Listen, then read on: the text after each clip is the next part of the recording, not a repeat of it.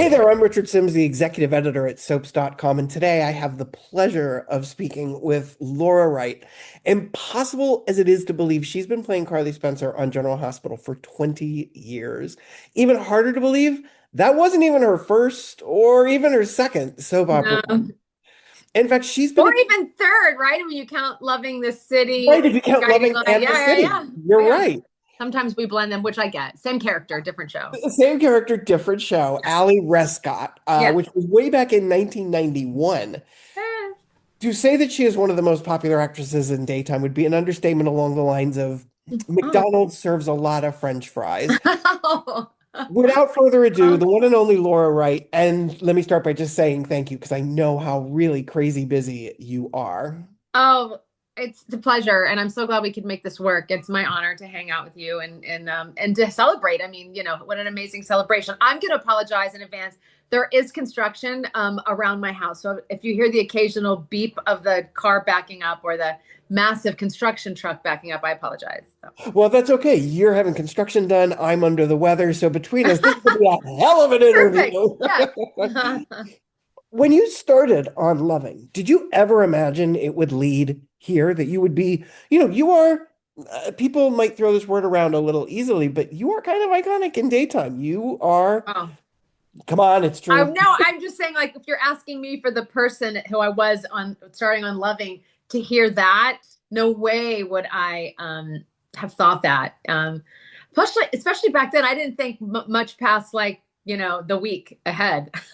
I was just very young, happy, loving life in New York City, and was going to go wherever life took me at the time. I was just having a good time. If you hadn't gone through this sliding door and become, daytime, what do you think you would have been doing? Oh, I would have probably stayed in the town I grew up in, and my dad owned service stations and convenience store stations, and I worked at them, and I managed a tanning salon. I had like four jobs, so having working was not something I was afraid of. I loved it. I liked having multiple jobs. I liked having multiple irons in the fire. I loved making money, and I loved doing it, having a good time. In my mind, I couldn't. I always thought if I got to be here, I might as well have a good time. So how could I make it fun? And so, I probably would have opened my own business for sure, which I'm actually now finally doing on and a whole other thing with me personally. So it's just something I probably would have done. And I don't know if I would have stayed 100% in the same town. I might have moved more out, maybe closer to Annapolis or closer to or into Washington, D.C., because I was born in D.C. and raised right at like 20 minutes outside of, yeah, outside in Maryland, Clinton, Maryland, and PG Okay. County, Maryland. Yeah. So is this business that you're going to launch now, is it the same kind of thing you were thinking of back then, or have you gone in a completely Oh different no, direction? it's totally different. No, it's totally different. It's called Welcome to Laura's World, and but it's basically um, yes, a landing spot for Mhm. women to connect, for women to join in groups. Yeah, I mean it's still coming together, but it's pretty amazing. I'm in training myself to be able to facilitate um, circles for women and groups for women. Yeah, it's something that I'm very passionate about. Really leading and guiding women back to themselves. Really, it's you know, and offering a space to do that in that feels safe and yeah, it's kind of special for me. It's interesting that you say a space that women can feel safe because ironically, I assume a lot of this will take place on the internet, which can be a very sort of unsafe place for people emotionally. You know what I mean? Well, There's that's the so much key, and that's negativity. yes, that's why. Well, I mean, if you choose to let that in, I don't. I don't. I mean, occasionally I'll get stung a little bit, and then I'm like, oh, that's my choice to get stung. I don't choose to let people. I don't buy that people make me feel lying. People don't make me feel anything. I choose to accept that feeling, and I Mhm. choose to buy into that the narrative, and I don't. And I got no problem blocking everybody. I don't like negative. I don't like that shit in my world. Sorry, that stuff in my world. I don't care for that. And I don't play those games. I don't believe for 1 second in the narrative. You're on television. The job you choose allows people. My job does not let you justify your bad behavior and the nasty stuff that comes out of your mouth. I think we all have to take responsibility for the stuff we put out. And I, and I'm not saying that I've been perfect at it. I'm sure there were times where I said things or commented on something trying to be funny that might not have been so funny to someone else. And so I try very hard to be extremely conscious of that now. And I just think take responsibility. I don't buy into the narrative that, oh, you do that, you put yourself out there, you have to take it. That to me is what an excuse for bad behavior, for someone not to take responsibility for the I'll say stuff that comes out of your mouth now that we're here. But yeah, I get really I don't buy into that. And that's another thing. I feel like the groups and the circles that I want to run, it's a landing spot for us to share, but not feel the need to give advice. It's not that kind of forum. It's not about someone's going to share and other people get to say something. No one gets to say anything. And my goal is to do them in person. My goal is to travel the country doing this and having spaces for women. So Because you're not busy enough. I know. I don't know what I'm thinking. You're so right. Like I get this from everyone. Like everyone in my life, they're like, "What?" And it's come from the fans themselves, truly. That, you know, when I go to events, there's some, it's amazing. People want to hug in an 8x10, but then they go, "How are you so happy? How did you get through your death of your parents? How, there's just so many questions that they want to know. Like, what do you know that others don't? And it's not that I have anything else in me that somebody else doesn't. It's just, I feel like we just want permission, and I want to be able to guide people to that inner permission for themselves. Like it's all about inside, in my opinion, in my experience. When we run from difficult feelings, they're still there. They're not going anywhere. So when we get to hang out with them, invite them in and say, "Hey, what are you trying to teach me? What do you want to say?" They kind of You've learned a lot over the years. I Yeah. guess life is a good teacher. What has been a good teacher? Life has been a good teacher. Yes, life has been a great teacher. And, it's so funny. I have a couple girlfriends that we are very tight with in this world. And I'm like, I'm good for right now. I don't need to be taught anything else for a while. I don't want to learn it. When everyone's like, new year, new you, what are you? And I'm like, I just want it to be peaceful. I want a year of no learning. Yeah. And I would say that's everyone, right? Like we're a human on a planet. Of course, that's, we're going to have human things happen for us. And I also don't believe life is happening to us. I think it's happening for us. So I try to find the gift even in the uncomfortable. But when you play an actor on television, or an actor period, and you play, especially I think playing a character consistently for 20 years, how do you make her new every day? How do you make the situation okay? How do you collaborate with other actors? How do you hear direction? How do you welcome other people's input and then create something where there's a director and camera people and another actor, sometimes multiple actors, and everyone coming to the table with their own perspective and energy? That can be overwhelming, difficult, and selfish, or it can be, which I'm sure was all of those things in the past 35 years. But then when it's landed now and it's so open and welcoming, that it's so, being careful not to cuss. It's so magical. That's a problem I have as well. So No, I feel it. I like, feel it. Oh, can't say that. It's magic for me. And I am I don't think I've ever been happier in my life than I am today in this moment. And I always say tomorrow can be a shit show, but today it's pretty awesome. So today I don't think I've ever been happier, honestly.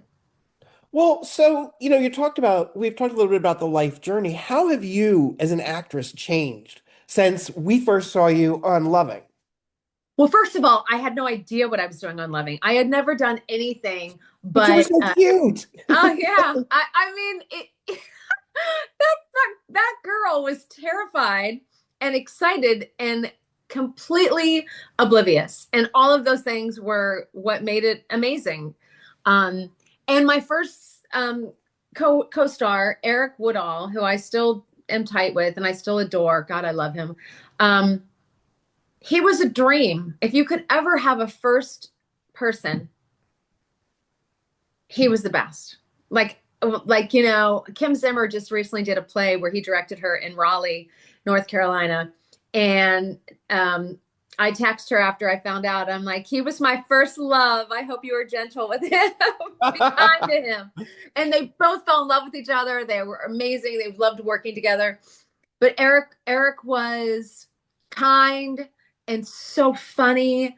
And when we worked together off camera to rehearse and run lines, we were like children, and we were, but like we laughed, we played, and he had graduated from Carnegie Mellon. So he had a lot of training, and I had none. Like I did a couple plays in high school. So he taught me so much. And then Nada Rowan, who played my grandmother on that show, Bernie Barrow, my God, I would get notes from the director. And I'm thinking, I have no idea what this guy's telling me.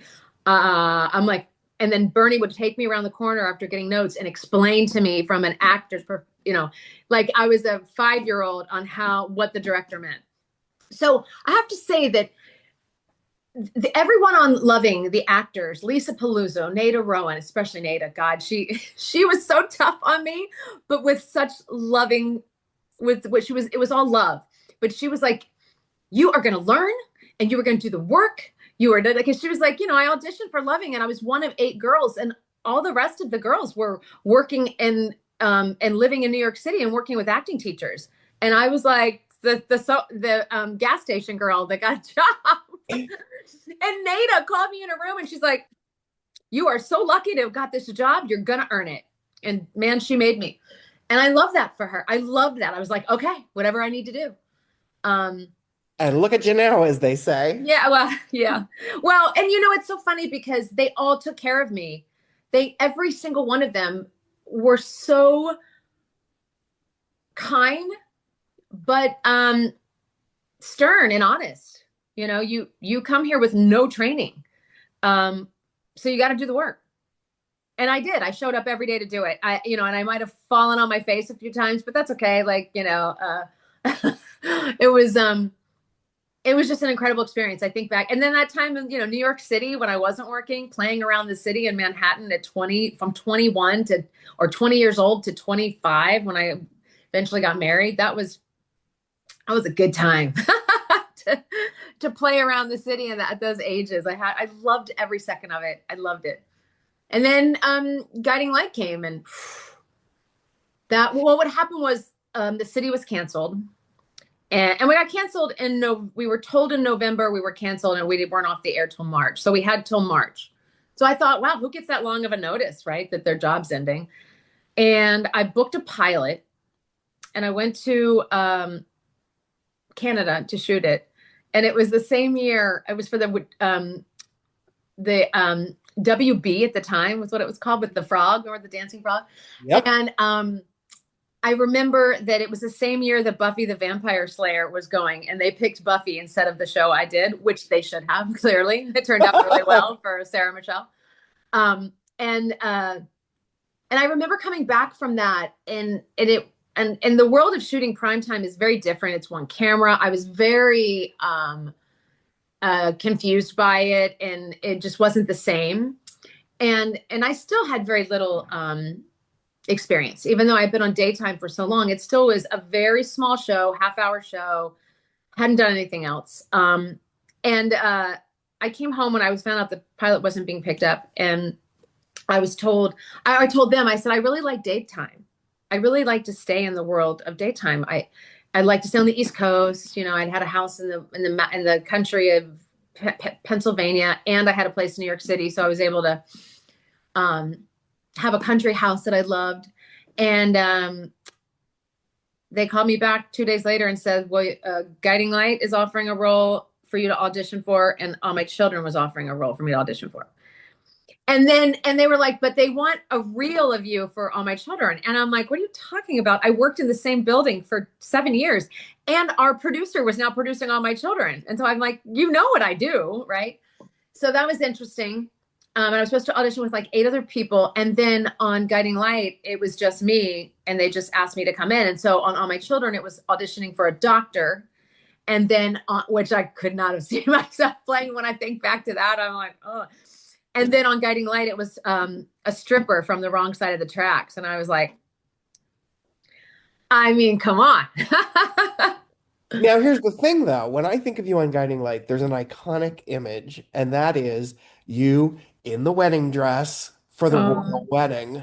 Yeah. Weddings are Propose when I notorious. was at the strip club and behind the trash cans. Yeah, well, So it was a nice journey I wasn't going to from bring that one up. stripper to princess. Yeah. Yeah, that's a real life soap opera journey. Yeah. Yeah. What weddings are notoriously, even normal soap opera weddings are notoriously difficult on actors and their long shoots and their long days. I have to imagine that the royal wedding was a pain in the butt. Just Well, I mean, that it's a lot. costume was I was huge. pregnant too with my son during that. I was just pregnant, and it was so funny because we had so much going on with that dress. We had photo shoots we had to do. And by the time I did the last photo shoot, I was growing out of it, and we had it clamped in the back. We were laughing. We're like, this is so ridiculous. Sean, Reeves, who is our costume designer on General Hospital now, he's been dressing me since I was 28 years old. And so he did that dress. I mean, it's so incredible. It's It was somewhere gorgeous. in some soap opera Hall of Fame, or it's something with in the I believe it's in some the kind of, Hollywood. I yeah, think it's it's in like the Hollywood Hollywood or soap opera. something. Yeah. It was a great dress, and heavy. It was like 15 pounds. That wedding was a lot because but we did it over a couple days. You do it over a couple days where you do the reception one day. When you're the bride, though, it's the easiest because everyone's falling all over you. I couldn't easily sit, so they'd have to put a stool underneath me, and then I could sit and I puff the dress out over top of it. But yeah, you basically, everyone's worried about you, and mostly everybody else is just sitting in the pews. So it's long and tedious. It was long and tedious, but we don't really do things. We kind of seem to move a little faster now. Oh, much faster. Everything's much faster. But that was such a great time. Well, That was in 2000 because my son was born, yeah, in 2000. So speaking of sort of having to film that over several days, one thing I've always wondered is when, no matter what the character is, when you're playing a big emotional beat, and then it's the end of the episode, and you have to, do you get the opportunity to play that whole beat out, even though the next part is in the next episode? Or do you have to come back tomorrow and bring that same, like somehow get right back to that same emotional place you were at? yeah, it depends on how. Back then, you usually did one show and came back, right?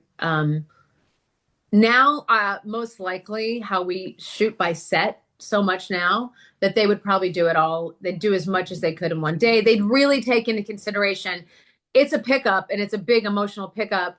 Why don't we do these 2 shows back to back? Because they're going to do many shows that day anyway. Back then, we did one show a day. Now we do multiple shows a day, and we shoot by set. And so, if they're going to do multiple shows a day, they usually want to do it by set, and they want to get things out of the way, right? So in this day and age, they usually would do it back to right there in the same day. I have to assume that makes it a little bit easier because you don't have to go back to that emotional place and for Sure, you to get but there. when you think prime time in movies, Yeah. they shoot multiple takes, so and out of order and stuff. So yes, it's always, I find, easier. But when we're picking the hard, like that's not the line. You know what I mean? Like it's when you have a couple months ago, I had a day where I had over 70 pages of dialogue. That's hard. And also amazing because I'll tell you what's amazing is that then you're in the same emotional thread. It's difficult when you might have 4 or 5 shows in a day and they're all, and this is very Carly's world.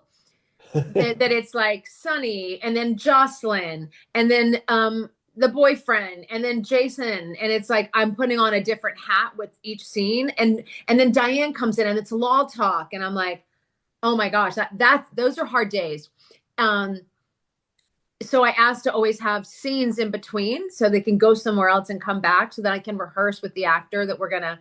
So that's more difficult, is if we have to get those scenes in because of actor availability or whatever. Who knows what scheduling? I don't care to get into that because that's one job I don't need, you know. And there's a lot of people that know what they're doing, and they have all the facts. But that's the most difficult, I find, is if I'm doing multiple shows and they're all a different perspective and energy with each actor. Whereas if I have 4 shows in a day and 2 are me sitting in a courtroom or 2 are me at a wedding, oh, I care. And then the other 2 are, you know, Carly and Jason going round and round about something she's doing wrong. That, you know, working with Steve Burton, my God, that's like A, one of my favorite things to do. And B, it's so easy in our rapport and our dynamic, and we take care of each other so much that I find that to be very not a hard day at work at all.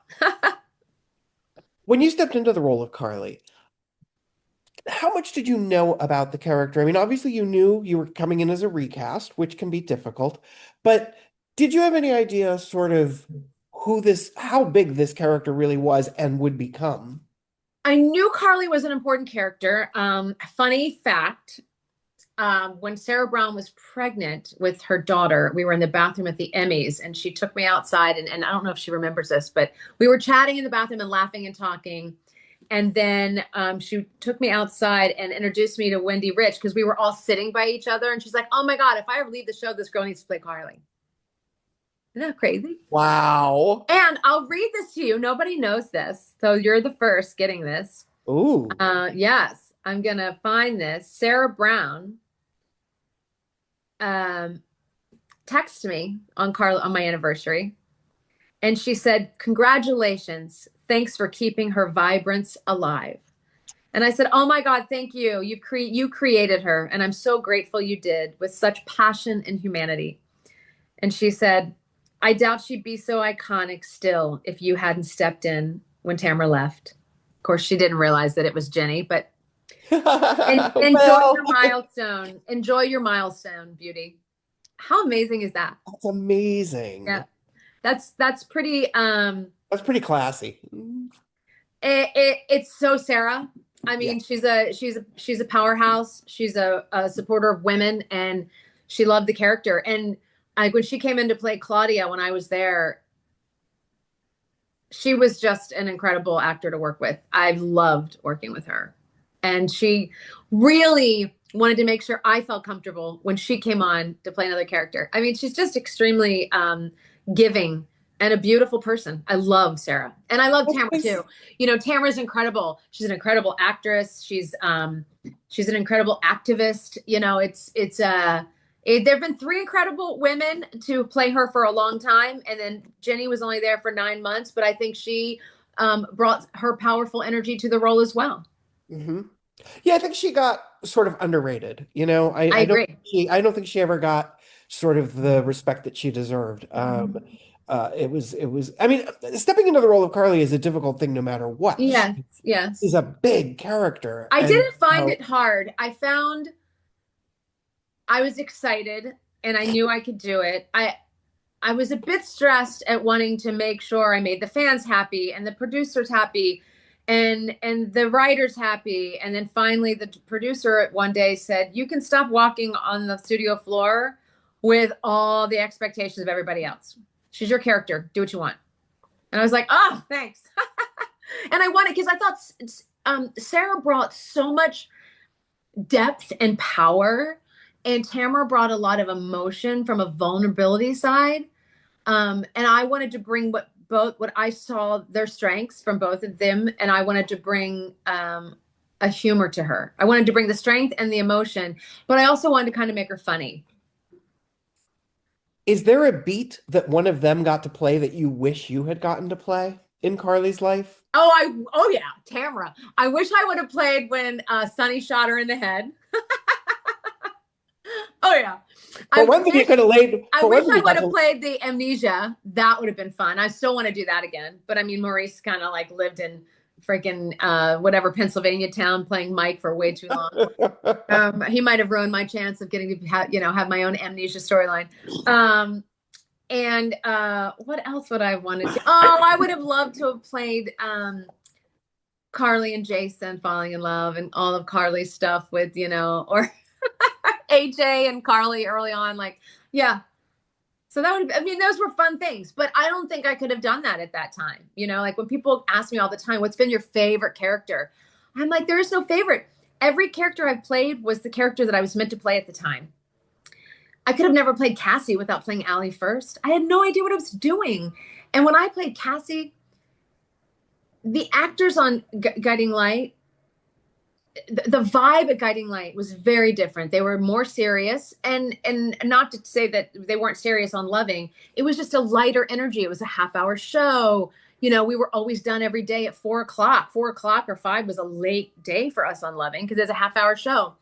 You could be done at lunchtime or 1 o'clock, whereas on Guiding Light, it was an hour show, more than double the amount of work on an hour show, and the expectation, the responsibility, working alongside of Kim Zimmer, the bar of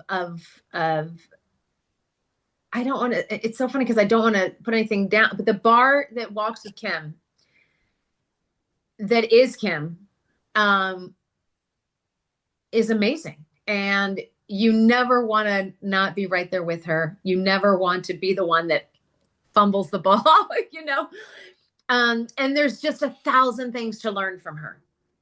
And everything on that stage, I was there for 8 years. And that was a time in my life where I had both my children. Yeah. I grew up on Guiding Light. It's funny that you talk about, sort of the presence that is Kim Zimmer and the intimidating factor that is working Yes. with Kim Zimmer. I don't know if you've seen it yet, but just earlier today, TV Insider has an interview with Kate Mansi talking about directing. Yeah. And she said, wait, I've got it right here. I love Kate. She basically said she was so excited to direct, but the one person she didn't want to direct was you because you are intimidating. She's like, she's talented, she's awesome, she's amazing, and I'm intimidated to direct her. Yeah. So congratulations, you have become the person that people I look love up it. to and that people, respect. And I think that says a lot about, the fact that Kate, I just want to address that. Kate did an incredible job. I loved today's episode. I haven't seen it yet. I can only speak what it was like to be directed by you Kate. did And amazing. she did an amazing job. She worked so hard. She was such a little badass director on the set. I think we were last up that day. Any question that anyone had, she had it. I had a little bit of where I said, what if we did something else instead of not that what she was wanted to direct. It was something on the page, and I was like, I don't know if that's going to work because it had to be kissing and stuff. And until you get into it and you're doing it, you're like, that might feel or look awkward. And how about we do this kind of thing? And she was like, awesome. Like, she was fantastic to work with. So I just want to give a big shout out to Kate Mansi. The director is amazing.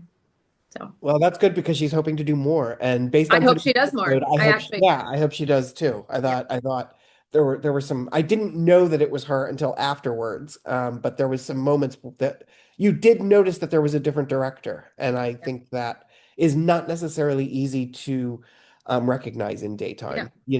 And we've had a lot of new directors recently on the set, all of trying their turn and their time daytime and multi-camera work. And I have to say, Kate was one of the best. I have to say that. I mean, not to take anything away, but I think it comes naturally for soap actors because and as some of the people that have been on, they're not soap. They haven't been in the soap world, and Right. so I found it to be. Watching Kate, like she got it. She knew exactly what the actors were questions that she just knew. And then she was very open for, Frank walking up if she had a question or a cameraman or the stage manager. She held her own and it was great. Yeah. Very cool. I'm glad to hear that. I love her. I think she's amazing. Yep. Um, let's talk about Sonny and Carly because couples don't really get much more iconic than them. They have a huge history. Yes. What makes them, I find them to be this wild combination of magical and toxic at the exact same I would time. have never said magical, so I love that. I I would think have that when, definitely said toxic, no, I just and think, I would have said committed. I think that when Sonny and Carly, there's these moments where I guess it's you and Maurice connect on such a level that it's like you get these people. You understand why, despite the toxicity, they are drawn to one another. What's it like being part of that type of couple? And I mean, obviously, there's a big part of the audience that wants to see them back together again. Always, yeah. I absolutely, one of my favorite things and that will ever be in my career is being the Carly to Jason and Sonny. I absolutely love it. I love their dynamic. I love the three of them. I love when they fight. I love when Sonny and Carly fight and Jason has to stop. I like when Carly's annoying Jason. I love when Jason's like, "What are you up to?" Like, and then I love no matter what. There's just one picture that I love of the three of us that it's like we're a team. And that's what it is. They are chosen family on the deepest level. And whether or not she is in love with, or, telling a story where she's Sonny's person or showing up no matter what, having his back, he is her forever family. And I love working with Maurice. I love working with him. I love laughing with him. I love talking with him about things he's doing outside of work. There's just so much gratitude and trust that we know exactly who to be when we're on set together. I don't know. We just fall right into it. And with Steve, it's very, very similar. But I love it. I love Sonny and Carly. I love their dynamic. Um, I love when they play the jealousy. When I love like their exes that don't love when their other person might take the attention away. Like I think right now they're flirting with Sonny and the DA, and a second Carly gets wind of that, I'm going to be like, "Are you kidding me? How many DAs that you have to mess with to learn your lesson?" Like, I mean, I can't wait. Well, you brought up an interesting point in that Sonny, Carly, and Jason are sort of not only chosen family, but they're also sort of.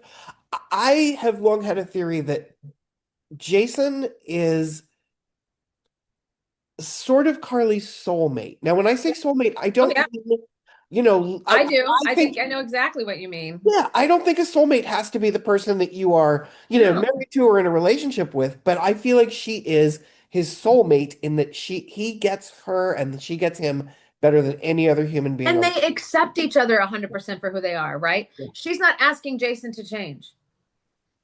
I mean, I'm sure that he would wish Carly would make some different choices sometimes, but he accepts her and loves her for who she is.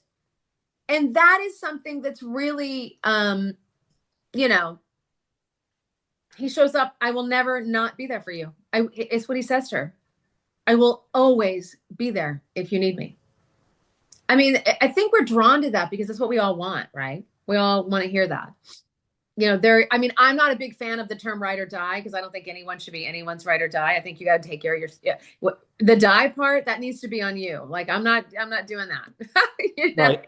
Um, I don't, because I see the dysfunction. When you look at the dysfunction of Sonny, Carly, and Jason, none of their other relationships or their other relationships always have an issue because of their toxic relation or their need for to take care of each other, save each other. And so, you see where it doesn't really pay off in the real world. Which also is an interesting challenge for the writers because when Carly is not with Sonny and Carly is not with Jason, and you're moving those into other relationships, whether it's Justine the DA or with Jason moving him toward Britt, Carly is in the middle of it, Yep. whether they like it or not, Mhm. because she feels a sense of ownership where they're concerned. Yes. Different, very different with Jason than with Sonny. Her ownership with Sonny is more, you're gonna get us screwed up here. You're gonna mess up the gig we got, right? Like her thing is like, who are you bringing into the party that's not gonna play ball? Right.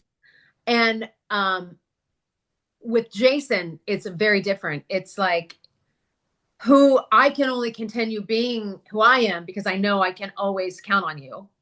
And so if you actually bring someone in that you really care about, you might not be there for me when I need you. Like it becomes it with Jason, it is a jealousy, panic. What about me? There, it's very, and I like to be clear. I'm not saying it's right. Like that's not the point. The point is, this is just who it's the humanity of Carly's. It's the place of where she moves from, and so Carly's reason for wanting to tell Jason what to do is very different from Sonny.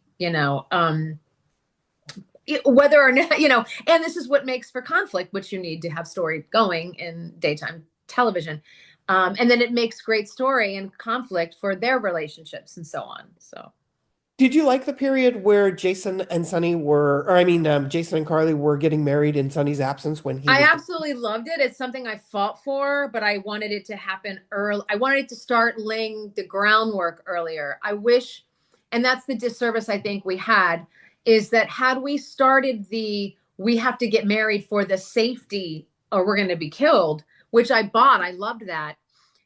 And then through that, the feeling started and the uncomfortableness and the, oh, no, you should, I would have been like, no, stay with Britt secretly. But then she couldn't handle it or something. I would have loved it, the fallout and how that happened to be very different.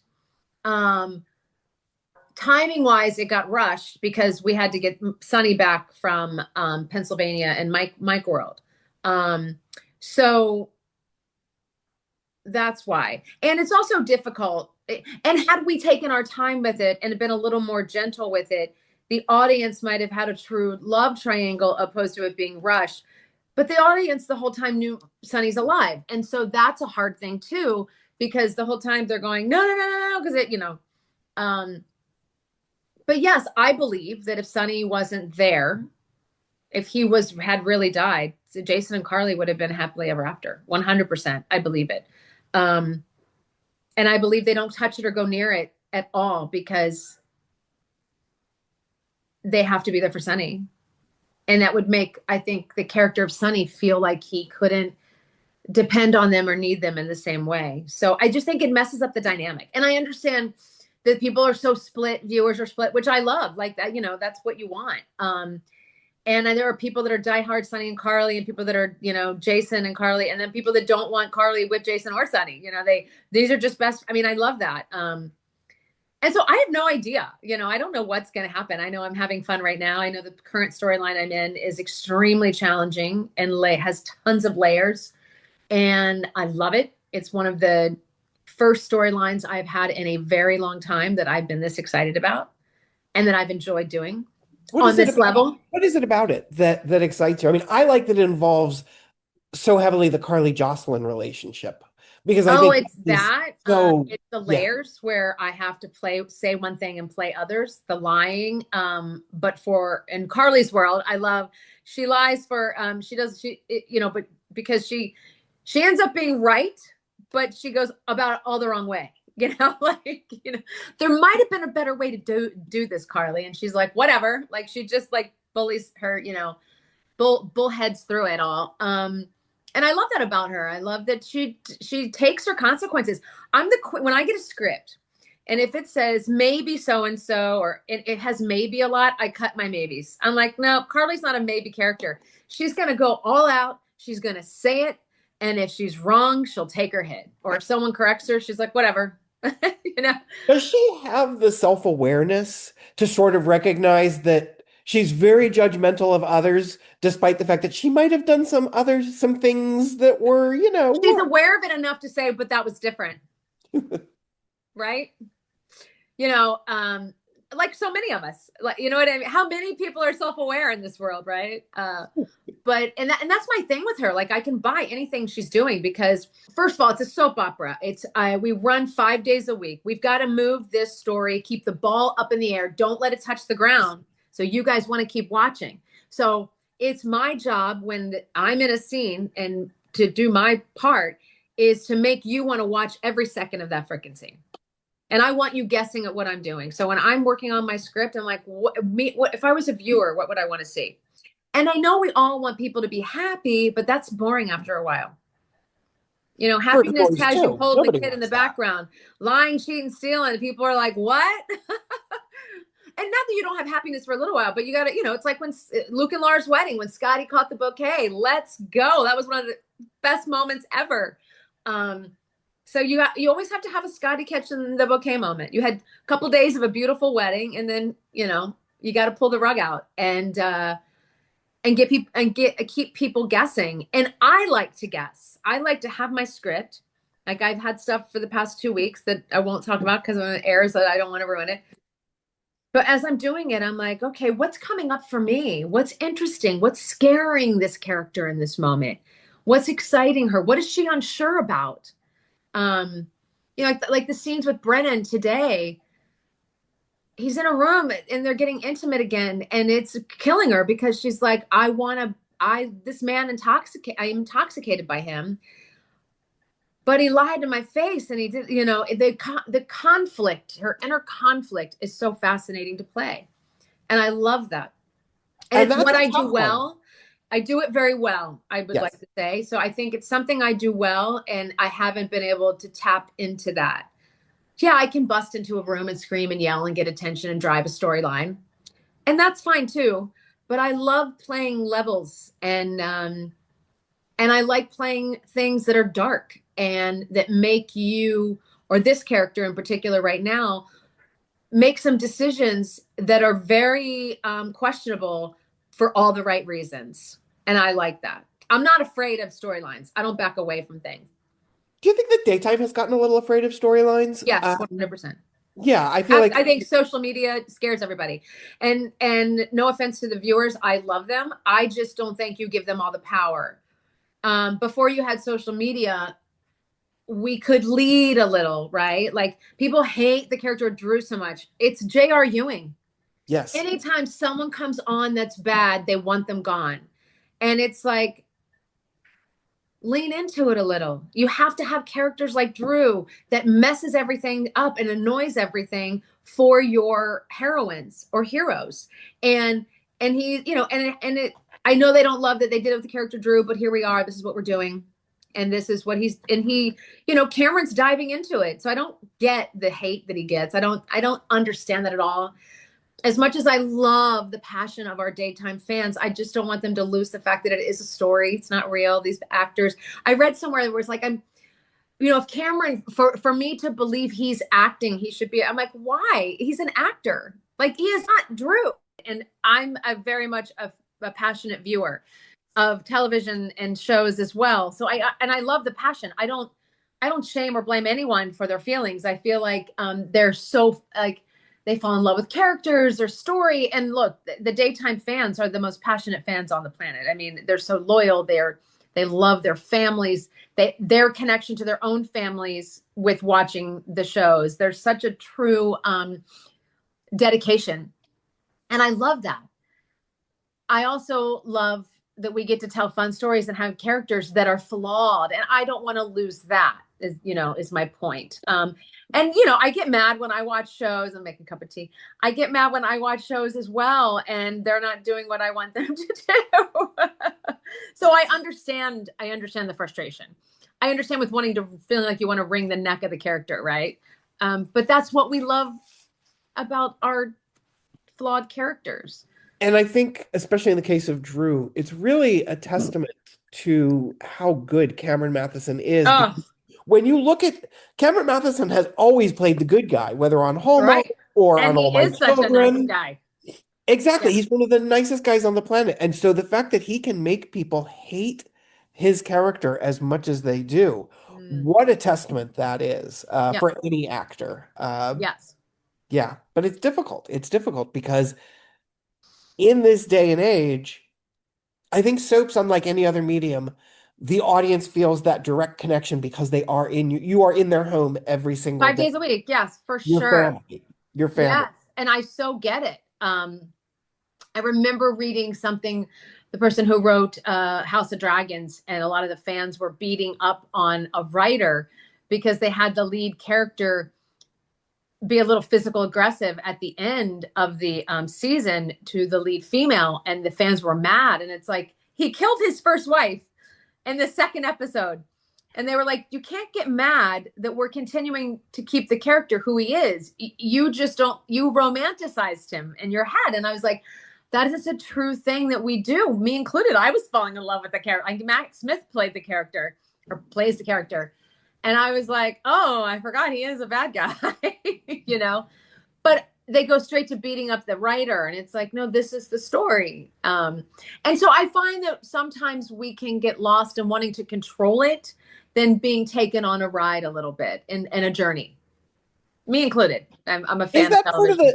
Is that part of the fun? Like, I think sometimes it gets taken too far, but is the emotional reaction that we have sort of part of the fun and part of the journey? Oh, 100%. I'm talking about the people wanting to beat up the writers to make them change what they're doing, so then they don't have to feel those emotions. You know, I'm like, no, I like the fact that, you know, I'm watching the show The Beast Within right now, and the bad guy is like so amazing. He's so yummy, but he's horrible. That's who he is. That's my point, right? Like, if Sonny all of a sudden, you know, every time you want to take Sonny out of the mob, like, that's the character, that's the story that was created. I don't know what life would look like in Port Charles for Sonny if he just was like a doctor.